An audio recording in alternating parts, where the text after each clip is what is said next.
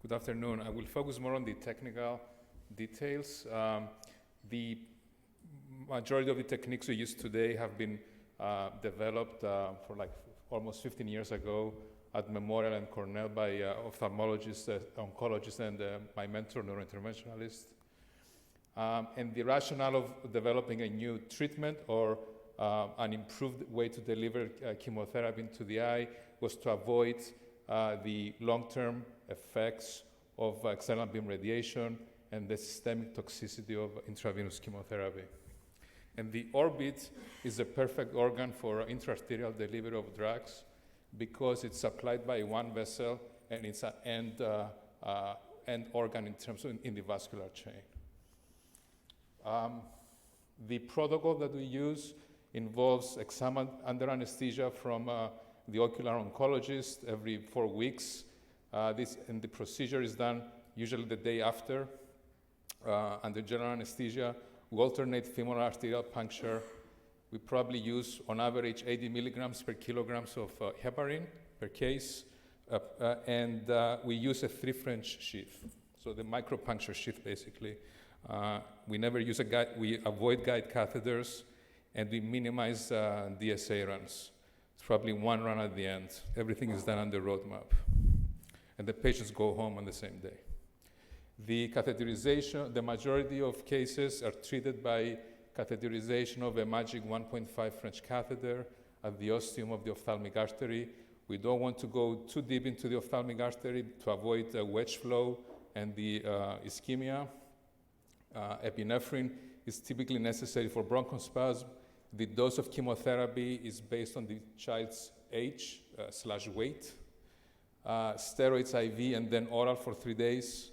And we give a nasal vasoconstrictor, which will decrease the blood flow into the other elements of the orbit and the ethmoidal area, so allows more chemotherapy into the eye, and at the same time prevents epistaxis, which is another complication of this treatment.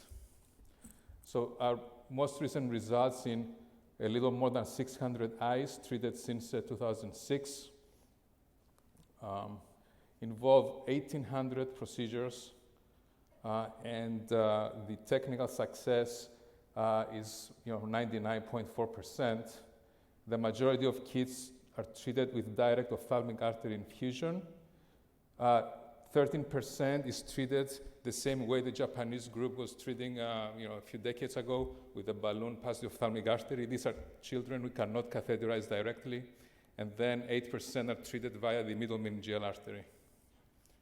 And this is a typical way to do this. On the roadmap, a magic catheter is pulled from the supraclinoid ICA into the ophthalmic artery. It's more or less the same thing here. In pulling slowly back, and the catheter flips into the ophthalmic artery. And then during chemotherapy infusions, we check frequently with under roadmap to make sure that we're still in a good position and good flow into the ciliary and the retinal arteries. Sometimes we need to use a wire to navigate a little deeper into the ophthalmic artery, like just beyond the ostium. It's the cases where the ophthalmic artery is a little more superiorly oriented in the origin, so there is a lot of reflex into the supraclinoid ICA. So you want to go a little deeper with the wire, and then this is the same patient, and you see the contrast only goes downstream into the ophthalmic artery. Sometimes we notice competing flow from the middle meningeal artery. You see how the contrast is washed.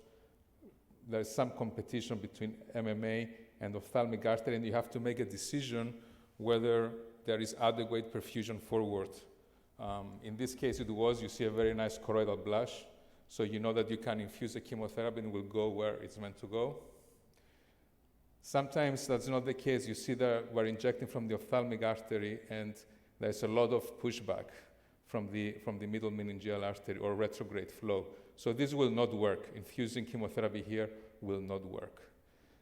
So before I play the video, this is the same patient, so we have to move from the ophthalmic artery infusion to the middle meningeal artery infusion. So the microcatheter, there's no guide catheter. We're going from the groin with the magic catheter and the microwire. So it's pulled back, redirected into the external middle meningeal distally to the orbital branch. And now you see the infusion will show the orbital branch of the middle meningeal artery, hopefully. I think it's moving, yes. And then the ophthalmic artery filling backwards.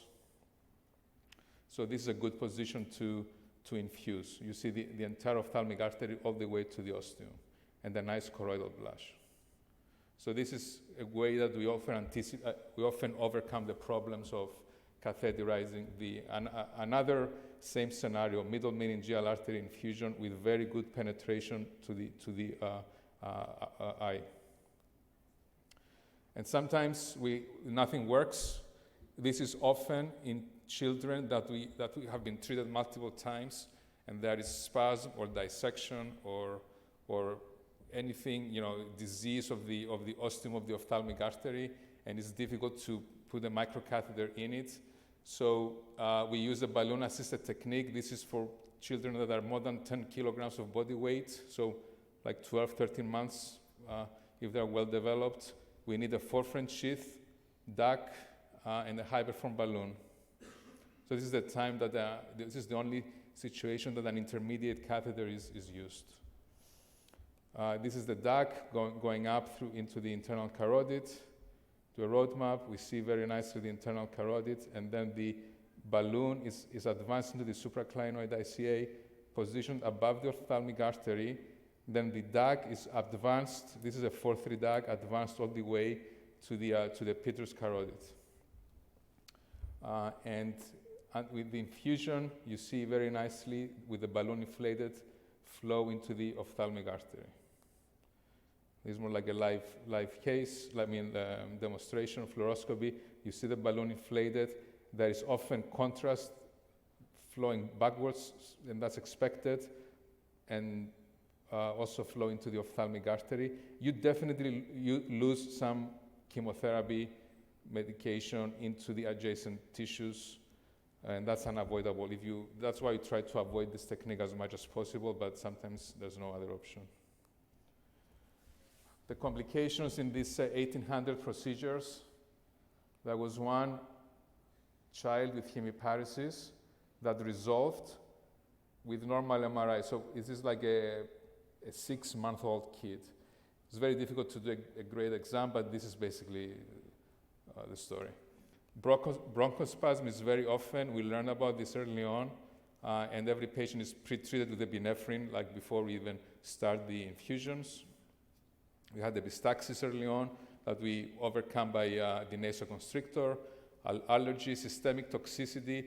Many kids develop neutropenia with non-symptomatic neutropenia, infrequently symptomatic, and in terms of the technical complications, we had one permanent thrombosis of the femoral artery, one transient and one dissection, hematoma. We had 3 MMA occlusions after multiple treatments, and 2 ophthalmic artery occlusions and 1 stenosis after multiple treatments, and 1 dissection at the site of a balloon inflation. That was one of the technical failures of the procedure. Going back to the discussion earlier on, there's like 6 avascular retinopathies and 5 kids with blindness. Overall rates of complication is 1.7%. I will leave you with this slide that over 95% of the eyes are saved. Thank you very much.